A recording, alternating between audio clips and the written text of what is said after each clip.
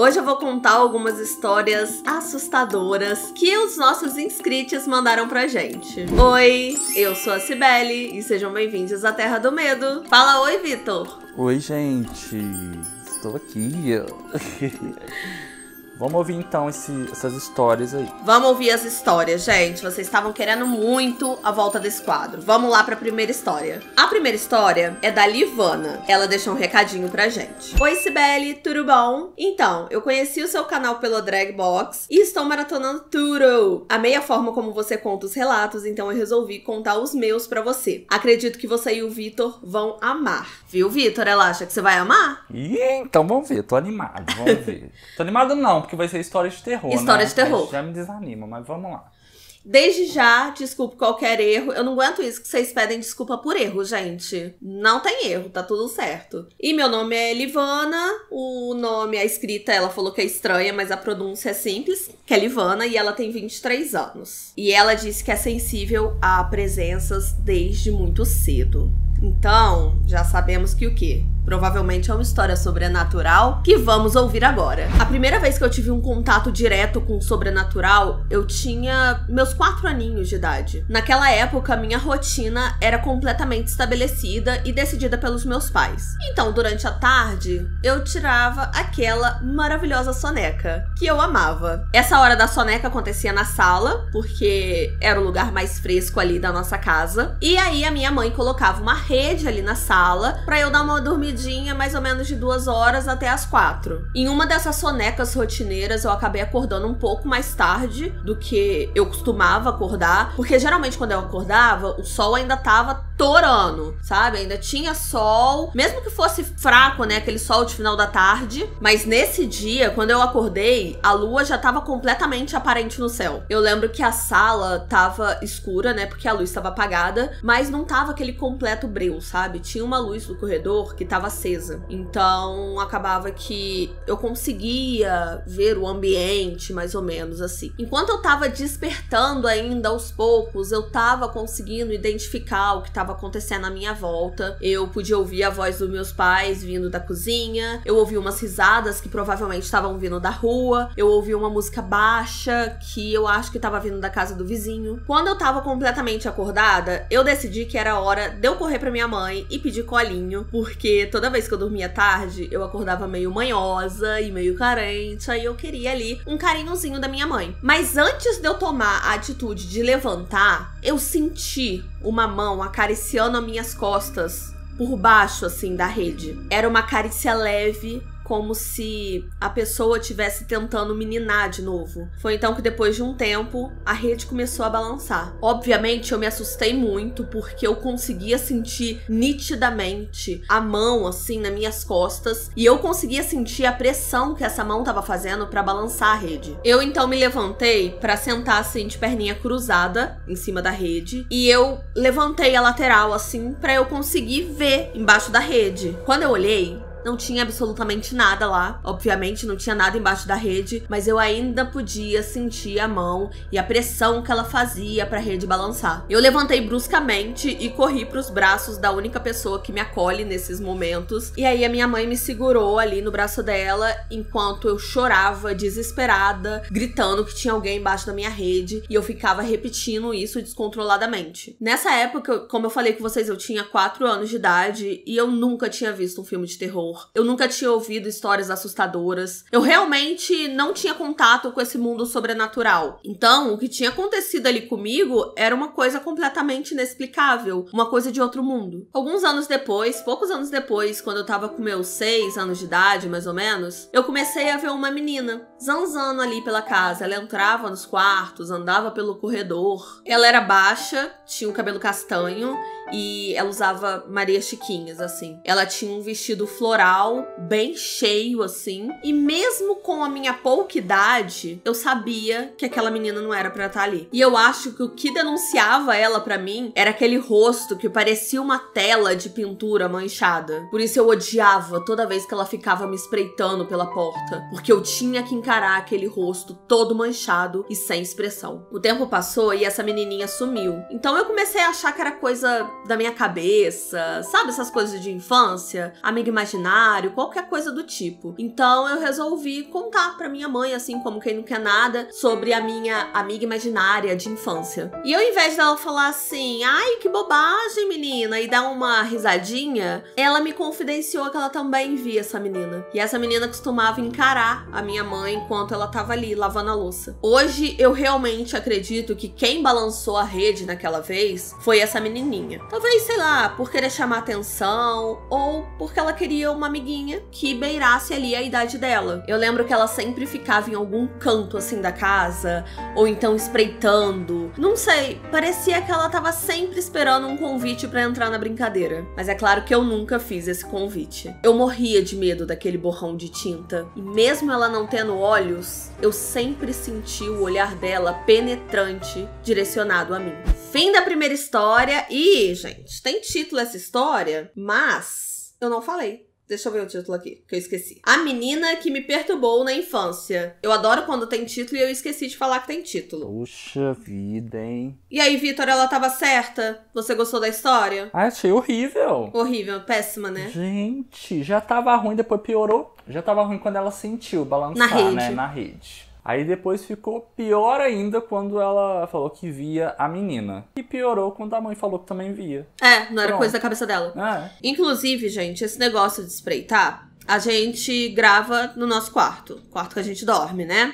É onde fica o nosso cenário. A cama fica aqui, a porta fica aqui. E esse negócio de ela tá espreita, eu sempre imagino uma coisa assim, olhando pela porta, me lembrou um medo que o Vitor tem e que a gente tava conversando sobre esse medo hoje. Geralmente eu não gosto de dormir no canto, eu durmo na beirada de tudo, eu gosto sempre de ficar na beirada das coisas. Por quê, gente? Pra ter tempo de correr, se alguma coisa acontecer. Ônibus, sempre ando do lado do corredor. Ah, eu prefiro a janelinha. O Vitor sempre prefere a janela, o canto, então nisso a gente se dá muito bem. Aí eu durmo mais pra cá, mais perto da porta, e o Vitor dorme no cantinho. E eu gosto muito de dormir direcionada pra parede, porque é a forma certa de você deitar. Vocês sabiam disso? Vocês têm que deitar de lado assim, em cima do seu lado esquerdo, porque é como o seu estômago faz a voltinha, é a posição mais confortável pra vocês deitarem. Só que o Vitor não consegue, porque ele sempre imagina que tem alguém na porta espreitando ele. Ele sempre tem medo de alguma coisa aparecer na porta. A gente tem o mesmo, por quê? A Sibeli também não pode falar nada, porque ela tem nervoso de ficar de costas pra porta. Eu não sento de costas pra porta.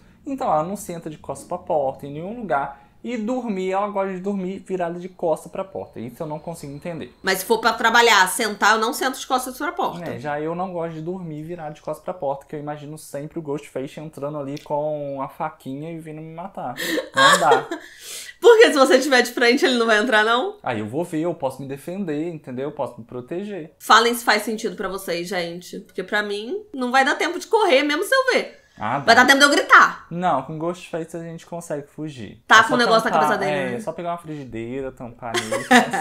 Ai, vamos então pra segunda história, que na verdade é uma pessoa que mandou duas histórias. Duas histórias mais curtinhas, assim, que eu achei muito bacana. É do Caio Viana Santos e ele também deixou um recadinho pra gente. E aí, Sibeli? E aí, Vitor? Tudo bom? E aí, tudo bem? Tudo bem, tudo bem. Então, eu tenho duas histórias meio escabrosas. Achei essa palavra diferente. Eu também. Escabrosas. Podem falar o meu nome, eu não ligo não. Vamos a elas. Como é que é o nome mesmo? Caio Viana dos Santos. Oi, Caio. Oi, Caio. Gente, vamos então para as histórias do Caio e as duas têm título. E a primeira chama-se Foi um Sonho? Isso aconteceu ano passado. Eu tava assistindo um filme que eu gosto muito, De Olhos Bem Fechados, do Kubrick. Como a maioria das pessoas, a cena que mais me chama atenção nesse filme é aquele ritual neopagão que acontece ali no meio da trama. E eu lembro, gente, de ter desligado o filme dessa vez, porque diferente das outras vezes que eu assisti, eu fiquei meio incomodada com aquela cena. Eu não sei explicar. Então eu decidi tirar o filme, conversei com alguns amigos no Discord, falei com a minha mãe, dei boa noite pra ela e fui dormir. O que eu me lembro a partir daí é da minha cama tá no meio de uma sala enorme. E ela tava toda enfeitada decorada com ornamentos estranhos. Tinham muitas velas em volta de mim e várias pessoas mascaradas, vestidas com um manto preto até o chão. Logo depois disso, eu voltava pro meu quarto e tinha só uma dessas pessoas lá. E ele disse: "Não nos procure mais." Eu acordei aos berros, a minha mãe veio até o meu quarto igualmente assustada e eu comecei a gritar ali, desesperada, falando com ela. Ele estava aqui do meu lado. Pode ter sido um sonho? Pode ter sido um sonho. Só que eu não consigo parar de pensar que no filme, a Nicole Kidman, ela lembra de ter participado justamente e apenas por sonho desse ritual. Mas, enfim, depois disso, eu não consigo mais assistir esse filme. Vamos então falar dessa primeira história antes da gente ir pra segunda, porque a nossa memória é de formiguinha. Eu acho que foi um sonho, gente. Eu acho que foi um sonho. Eu acho que ele ficou impressionado com o filme, o que é estranho, porque é um filme que ele já assistia bastante, né? Tipo, não foi a primeira vez que o Caio assistiu esse filme. Mas eu acho que foi um sonho. Ele ficou, né, meio assustado. Ele devia estar mais sensível nesse dia. O que você acha, Vi? Do jeito que ele descreveu, parece que foi um sonho mesmo, né? Porque é igual o filme. Eu acho que pra ele, o que mais impressionou pra ele foi essa relação, assim. Mas eu tenho disso, quando eu assisto um filme, eu sonho. Hoje mesmo.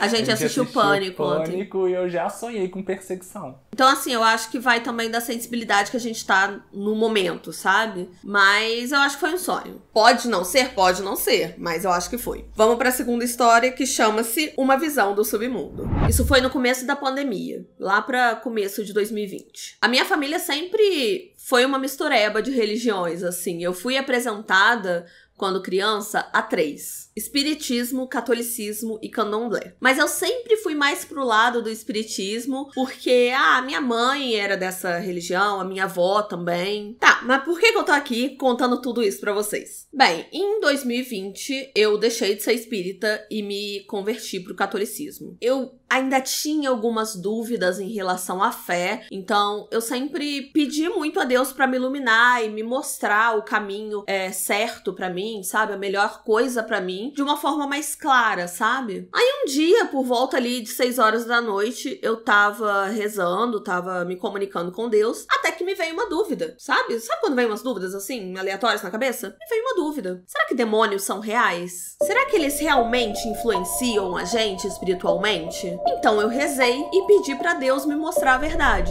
Péssima escolha, né? Nossa Senhora. Mais tarde, eu esqueci dessa dúvida e... enfim, esqueci até da oração, do pedido que eu fiz. Minha mãe chegou e a gente foi assistir TV juntas. Absolutamente do nada, a TV começou a falhar. A TV começou a ficar sem sinal. E aí a minha mãe decidiu ir tomar um banho enquanto eu tentava arrumar a TV, ver o que estava acontecendo. Essa casa, que a gente estava inclusive, tinha uma cozinha americana. Ou seja, quem estava na sala conseguia ver quem estava na cozinha e vice-versa. Eu estava de costas para a cozinha, até que em algum momento ali eu virei e pela minha visão periférica eu vi alguém na cozinha. E era uma forma humanoide. Na mesma hora eu virei, né, para olhar fixamente para ver se realmente eu tava vendo aquilo, e era real. A criatura era uma sombra tão escura que parecia um abismo. Então, a criatura começou a andar na direção da porta que saía da cozinha pra sala. Eu voltei a olhar pra televisão e eu tava acompanhando aquela criatura pelo reflexo dela na TV. ASMR de obra! Vamos gravar assim mesmo, porque esse vídeo precisa ir ao ar. Não é mesmo? Eu então, gente, comecei a fechar o meu olho ali, fechei, comecei a rezar, falando assim: Deus, tá bom, eu já entendi, me perdoa, pelo amor de Deus, pelo amor do Senhor, me perdoa, que eu não aguento mais ver isso. Tá joia, já entendi o recado. Felizmente eu abri os olhos e essa criatura não tava mais lá. E ora, a TV voltou a funcionar normalmente. Eu ajeitei os cabos ali, botei a TV na posição correta, a minha mãe terminou o banho, a gente começou a ver TV e eu decidi não falar nada pra ela. Na verdade, eu não contei pra ninguém o que aconteceu até agora. Mas olha, o que eu vi, sem sombra de dúvidas, era real. Vim da segunda história, terceira, quarta, não sabemos, já perdi as contas. E o Caio botou um fim com um sorrisinho no final. Como é que a gente fica com um sorrisinho? Não fica. Algo a declarar, Vitor? Pior escolha, gente. Como é que tu vai perguntar, você vai fazer um pedido desse? Tanta coisa pra pedir, não é mesmo? Pior escolha. Tanta coisa pra pedir, vai pedir isso pra ver. Quero ver se é real mesmo, quero ver se existe mesmo. E aí eu não sei se ele imaginou isso Não sei o que aconteceu. Olha, eu não sei se imaginou, não sei se foi verdade, se aconteceu, não sei. Mas isso é coisa que não se pede. Inclusive, tá aí uma história do Não Inviabilize, que é a Luísa Cesa. Eu acho que eu já citei essa história em alguma live, alguma coisa. Que a menina fez um combinado com a mãe dela de quem morresse primeiro ia voltar pra falar como é que era ali, dar um oi, sabe? Falar assim, o mundo dos fantasmas é assim. E aí a mãe dela um dia veio a falecer e ela ficava pedindo pra mãe dela aparecer. E aí alguma coisa apareceu pra ela, mas não era a mãe dela. Era um negócio esquisito, porque querendo ou não, ela abriu, deve ter aberto um portal, alguma coisa, ter puxado alguma energia, ou seja lá, traduza para o que você acredita, você que está assistindo. Então assim, eu acho que é o tipo de coisa que a gente não precisa... me mostra aí, pra eu ver como é que é. É o tipo de coisa que eu não faria, assim, e não recomendaria para ninguém fazer. E o Vitor, eu acho que terminaria comigo se eu fizesse em casa, pedisse pra mostrar, porque ele mora comigo. Você vai pedir isso lá na rua. Não pedir isso aqui não. Não vem aqui pra casa não. Gente, vamos pra última história, mas antes, se você chegou até aqui, quer dizer que você tá gostando, então dá aquele like, esse like ajuda muito a gente, porque o YouTube acaba indicando mais o vídeo. E também confira se você tá inscrito no canal, porque eu tô vendo que muita gente que assiste o vídeo às vezes não se inscreveu ainda. Então se inscreve, e é até bom assim que o YouTube vai te recomendando mais se você tá gostando dos vídeos aqui da Terra do Medo. Gente, a última história é de uma pessoa que é bem ativa aqui no canal, mas eu botei um aviso aqui pra não falar o nome, porque essa pessoa acabou não falando se podia ou não falar o nome, e essa história acaba falando alguns locais muito específicas, algumas coisas. Então eu não vou falar o nome. Se puder falar o nome, você pode falar seu nome aqui nos comentários, não tem o menor problema. Mas a gente não vai falar aqui. E ele deixou um recadinho pra gente. Oiê, amores da Terra do Medo. Eu sempre quis mandar uma história para o quadro de causos, mas não me lembrava de absolutamente nada pra contar. Daí que rolou um surto completo esses dias por aqui, e eu resolvi enviar, porque só por Deus. E aparentemente essa história não foi batizada, não temos um título, porque não tá aqui. Mas podem dar o título que vocês quiserem aí nos comentários. Esse episódio aconteceu na última semana de setembro, quando a minha mãe veio me visitar aqui em Brasília. Eu moro aqui há alguns anos já, por conta da faculdade. A minha mãe nasceu aqui, apesar de que ela mora em São Paulo desde os 10 anos de idade. Ela nunca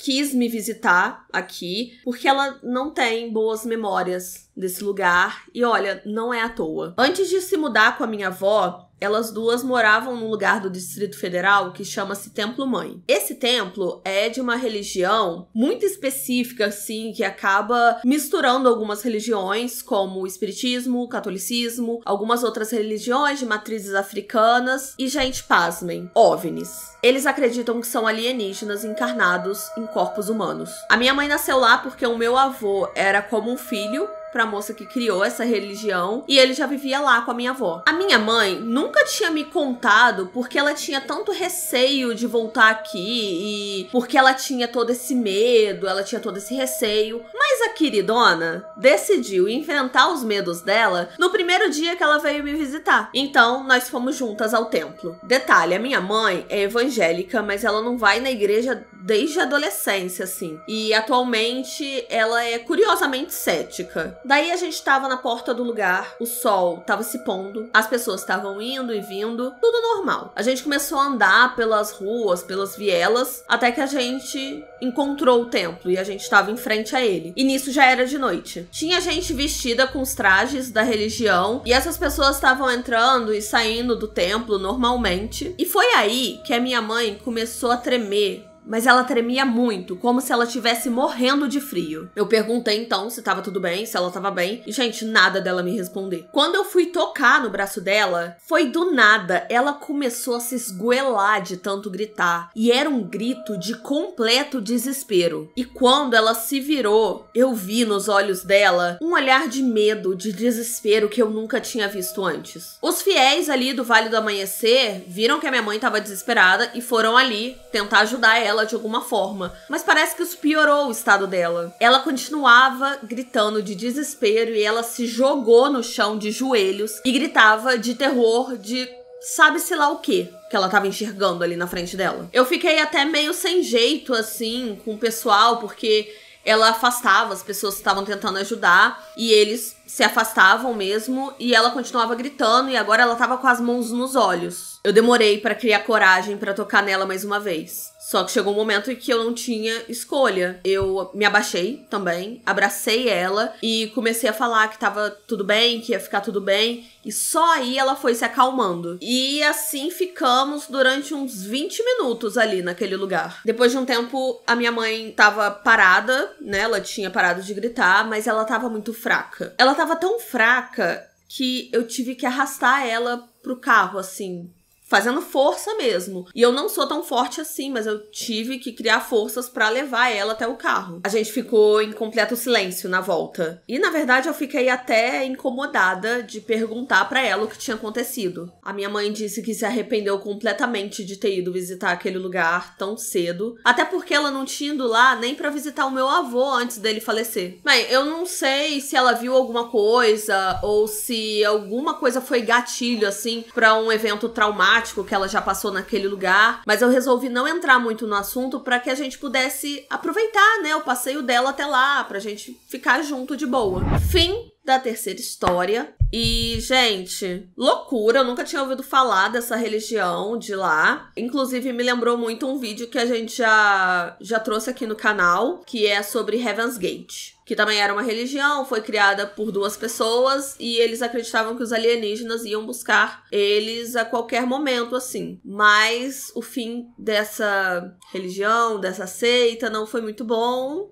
Assistam o vídeo. Assistam o vídeo que vocês vão entender do que eu tô falando. Eu vou deixar no card ou aqui na descrição. E no último vídeo eu deixei mesmo, tá? Você viu, Vitor? Deixou. Deixei. Eram 2 cards que eu prometi. Olha. Eu deixei. Eu posso falar com orgulho que eu deixei. Mas se não deixar, vocês cobrem aí nos comentários, que aí a gente lembra.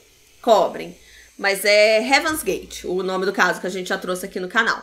O vídeo ficou muito bom, pode ir lá conferir. É modesto, né? Mas o que me chamou a atenção nessa história muito foi a reação da sua mãe quando ela esteve lá, sabe? Ela pode não ter visto nada de sobrenatural, assim. Inclusive, me lembrou muito crise de ansiedade, de pânico. Ela pode ter ficado muito emocionada.